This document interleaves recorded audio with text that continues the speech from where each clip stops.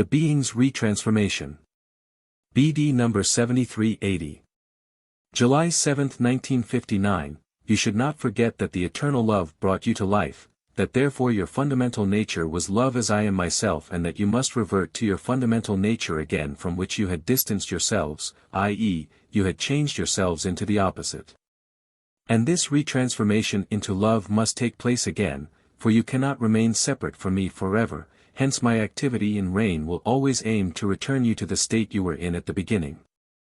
My nature is love, only love could have emanated from me, and as a spiritual being be likewise destined to be active in love. But then it also had to work in my will, and as long as this was so the beings were also intimately connected to me, they were constantly permeated by the strength of my love, and thus the beings were like me. Yet they did not remain that way, they turned their will against me and used the strength of love flowing to them to act in opposition to my will. They gradually distanced themselves from me, and every distance also signifies a weaker flow of strength, which became ever less because the beings in arrogance and wrong thinking rejected it themselves.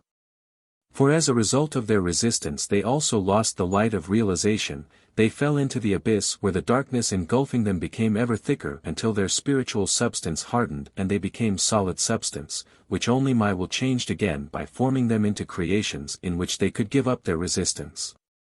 Hence, they must endure a state wherein they remain in complete weakness so that they can be awakened to life again one day, and in accordance with my will therefore animate creations in which the slow process of maturing takes place. This is the stage of the bound will where only my will applies, and thus the being fulfills its task in the state of compulsion until it has reached the maturity when it can receive its free will again. For one day it has to be demonstrated again that you came forth from love. And one day love has to flare up in you and urge towards me again. One day you must voluntarily request the strength of love from me and through a life of love unite with me once more, which ought to happen during your lifetime on earth.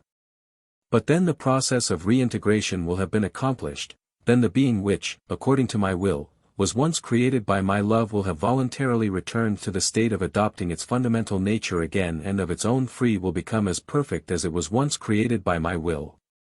Then the work I planned by creating you will have been accomplished, to turn you into my children whom I was unable to create on account of free will. Instead, every being has to achieve this itself, but then it will also be infinitely happy in eternity. Amen.